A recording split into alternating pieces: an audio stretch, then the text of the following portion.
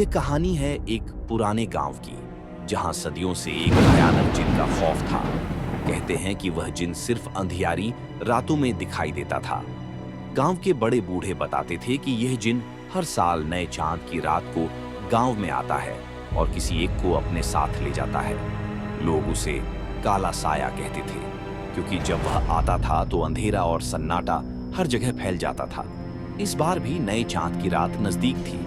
गांव के लोग डरे हुए थे, घरों में जल्दी जल्दी ताले लगाते और सूरज डूबने से पहले ही सब कुछ बंद कर देते। पर इस बार एक अलग ही घटना घटी। गांव के एक युवक अजय को इस जिन की कहानियों पर विश्वास नहीं था। वह बहादुर और जिद्दी था और सोचता था कि यह सब महज एक अफवाह है। अजय ने ठान लिया कि इस बार वह उस जिन से सामना करेगा और सच जानकर ही रहेगा। उस रात अजय अपने घर से बाहर निकला। उसके हाथ में एक मशाल थी और वह जिन को ढूंढने गांव के जंगल की तरफ चला। रास्ते में उसे कुछ अजीब अजीब आवाजें सुनाई देने लगीं, जैसे कोई धीमे धीमे उसकी तरफ बढ़ रहा हो। पर अजय रुका नहीं। वह हर आहट को नजरअंदाज करता हुआ और गहरे जंगल की ओर बढ़ता गया।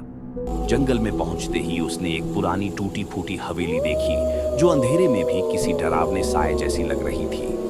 अजय ने जैसे ही हवेली में कदम रखा, एक ठंडी हवा का झोंका उसे महसूस हुआ, जैसे किसी ने उसके गले में सांप लपेट दिया हो। तभी एक गहरी और भयानक आवाज गूंजने लगी। किसने मेरी नींद में खलल डाला है? अजय ने देखा कि सामने धुएं से बनी एक डरावनी आकृति थी। वह जिन था जो गुस्से से उसकी ओर देख रहा था। अजय की हिम्मत थोड़ी डगमगाई, लेकिन उसने खुद को संभाला और जिन से बोला, तू कौन है और यहाँ क्या कर रहा है? जिन ने गहरी आवाज में कहा, मैं वह हूँ जिसे इस गांव ने कभी चैन से सोने नहीं दिया।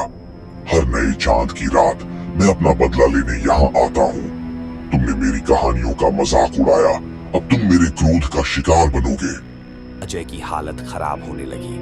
उसके सामने जिन ने अपने हाथ फैलाए और चारों तरफ अंधेरा फैलने लगा। अजय ने खुद को उस अंधेरे में घिरा पाया। उसकी मशाल बुझ चुकी थी और वह अब बुरी तरह फंसा हुआ था। उसकी चीखें जंगल में गूंज उठीं, पर उसे बचाने कोई नहीं आया। सुबह गांव वालों ने जब अजय को ढूंढने की कोशिश की तो सिर्फ उसकी मशाल और कुछ जले हुए कपड़े मिले। उसके बाद से कोई भी उस हवेली की तरफ जाने की हिम्मत नहीं कर सका। कहते हैं जिन ने उस रात के बाद गांव छोड़ दिया, पर अपनी जगह अजय की आत्मा को वहीं कैद कर दिया। अब हर नए चांद की रात लोग उस जंगल से अजय की चीखें सुनते हैं और वह डरावनी हवेली किसी को अपने करीब नहीं आने देती।